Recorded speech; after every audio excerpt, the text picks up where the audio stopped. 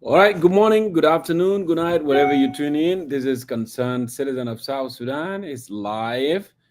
But actually, in this topic that you're seeing below the screen, I am not going to discuss that topic in detail today, but I want to give you a hint that actually the next couple days, 3 or 4 days, we'll be discussing that topic.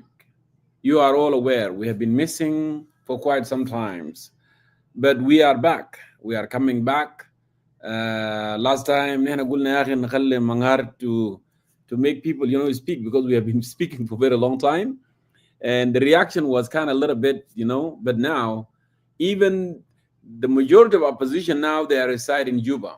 Majority of people in South Sudan now, they become oppositions. Whatever we have been saying for quite some times, خلاص, is getting, the message is resonating with people. الخطاب اللي احنا كنا بنقدمه now الآن وجه موت القدم, which is people are suffering and people have very suffered a lot. There are a lot of headlines, which is, as you are all aware, the people of South Sudan. South Sudan government actually has been sued the Court Justice of East Africa, the hotels. They're in $61 million. South Sudan has to pay that to hotel, because imagine all the officials, they've been staying in hotel, dining in hotel, sleeping in a hotel. It doesn't happen, just except in South Sudan, because this is your country. You are not supposed to be in a hotel. But because of the failure of the Kiir regime, failure of of President Salva Kiir, that what got the country to the moment that we are in right now. No salaries for 13 months, and people are suffering. And that's the question that actually we have been asking. This is why how come you know who took your salary, you know who actually made you suffer, and yet you are not speaking up, and yet you are just keeping quiet? You are being resilient for a very long time, the people of South Sudan. Very, very, very resilient for a very long time. People have run out of patience now. And nowadays, no one. Guess what? There was a meeting 3 days ago, the SPLM house. And on that meeting, actually, they're supposed to be having some, high rank of political bureau. But President Kiir has done the same thing that he has done in 2013 when he refused to have meeting with political bureau, when he just cut that one and he went ahead for Liberation Council. وفي نهاية في Liberation Council حصل clashes and problem, and then the war break out in 2013. Now he did the same thing again. Can you imagine? The man is not learning from the mistake, at the past. Now he did the same thing again. He bypassed political bureau. He bypassed even, Liberation Council, and he went to SPLM house, and he met with secretariats, people that are loyal to him. They are the one that actually he called, and he had those meetings. But guess what? On that meeting, even those who are so loyal, now they are feeling the pain in their stomach, because Gruj Mafi, there's no money, there's no salary, and everybody's suffering. On that meeting, actually, it was a chaos. Our sources are telling us it was a big chaos on that meeting, and President Kiir have cut that meeting short, and he has to be removed, right? And has been removed from the venue, your debate, and actually not just only by those soldiers. They were not even driving. People, they were walking along, the motorcade of the President Kiir, and the car were just going slowly, just to be able to keep up with the soldiers who were walking, the presidential guard. So that can tell you, the environment right now in the country, the environment in Juba. People who are in rural area, they are much better than those who are in Juba. My dear brothers and sisters, we have spoken for a very long time that actually this regime in Juba, it does not represent any good. It represents chaos, it represents death, it represents corruption. This is what they are there for them. They created kleptocracy that actually have made people of South Sudan miserable, have stolen even the future, have robbed the future of the country. So all this thing, I try to put things up today so we can have more discussion. But it looked like I was having some joke cover, yes, Abdullah Garang, some technically, and then so we have to adjourn this, discussion to the next. As I said, 3 days, 4 days, we will come and we will have more discussion about this. Forget about Tumaini.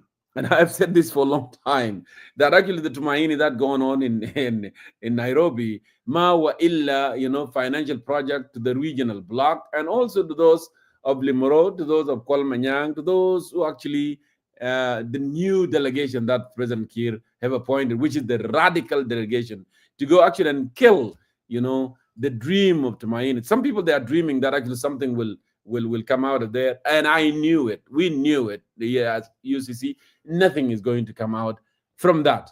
Nothing going to come out.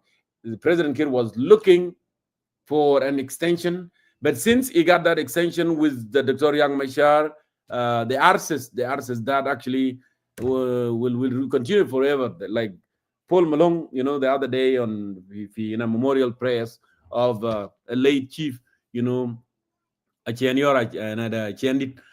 has spoken there, very controversial, that actually how if President Kiir really looking for peace, it wouldn't even fire the previous delegation that actually they have reached some, agreement, 7 protocols, and now he fired that delegation and he brought in a new radical delegation, which is led by Kwalmanyang Jog and Martin Ilia Lomoro and other ridiculous, individuals who are not interested for stability in the country.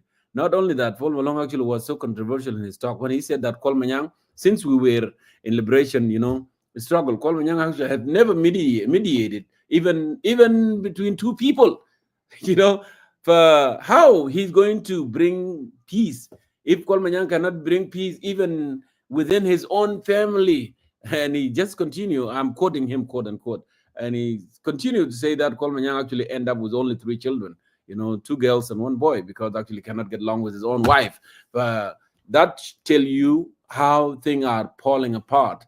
And not only that, he went ahead and accused his partner, which is Pagana Momo Kech, who is with him now in it looked like things are falling apart seriously. He accused him actually that ran ereke and kene is instigator, which is mean that ran aliap, which is this guy, which is Pagana Mom. ده زول اللي كان بيخلق لنا صوتات في الحركه الشعبيه, which is resulted Dr. Garang Kirmayar, they collided because of this guy. So I don't know what happened, why Paul Malone came up with that, and I was wondering too what is really happening. So it there is no fire without a smoke. It might be something going on there, but these are the leaders that call themselves the historic leaders, the liberators. The one always, when you try to bring them, said, hey, it's not about you always, it's about the people of South Sudan, it's about the generational. They don't care about that. They see themselves, they have wider wings, because they have been fighting and they feel like, they should be rewarded. They should be the leaders. People should follow them. And no one can even come up with an ideas.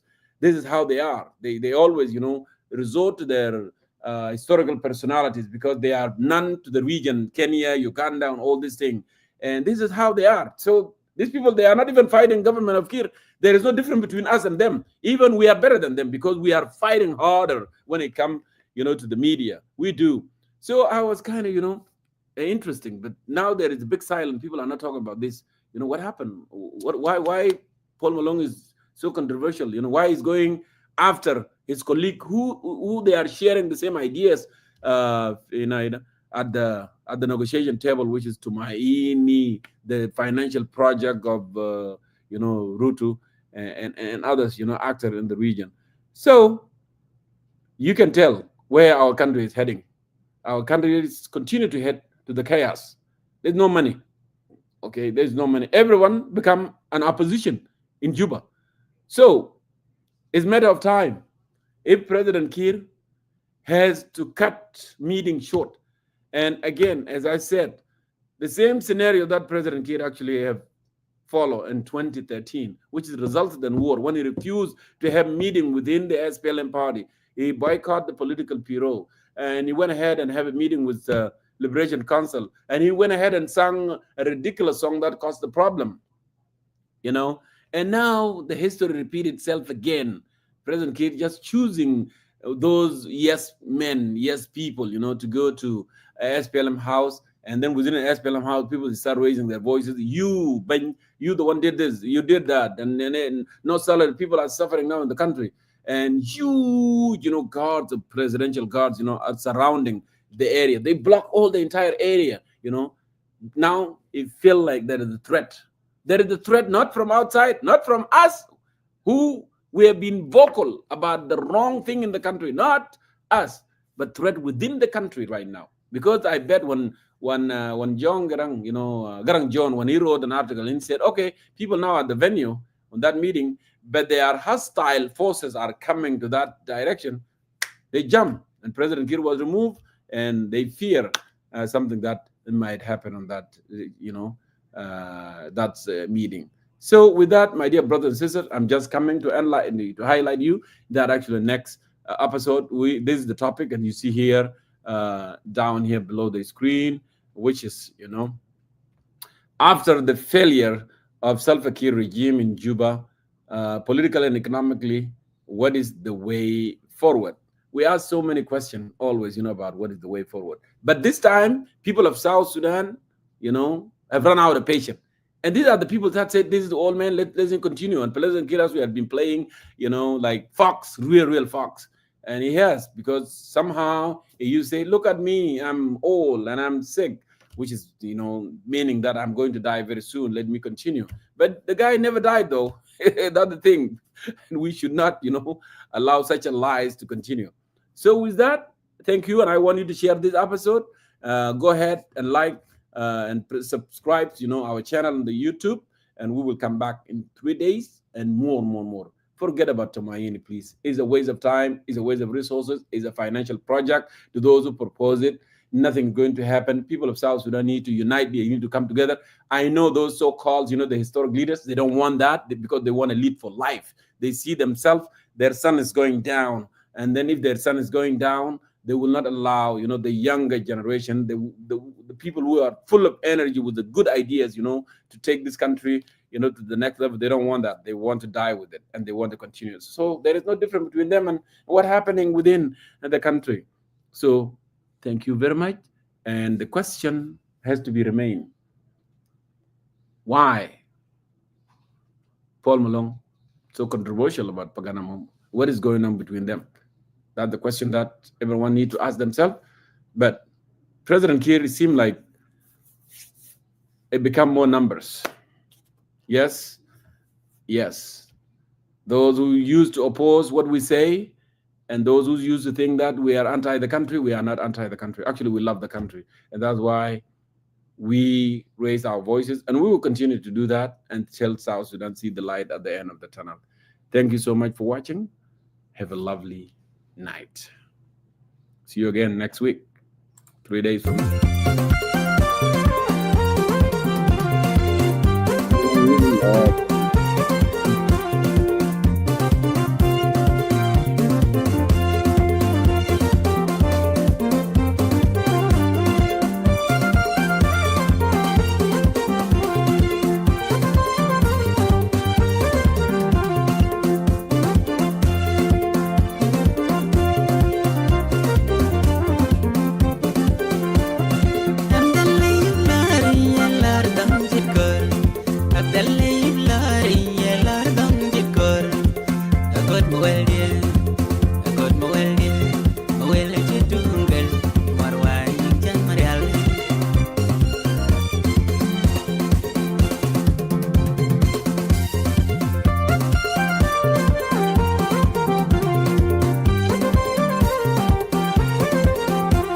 Yeah.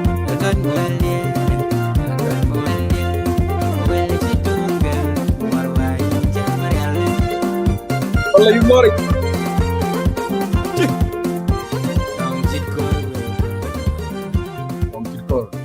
Bye for now.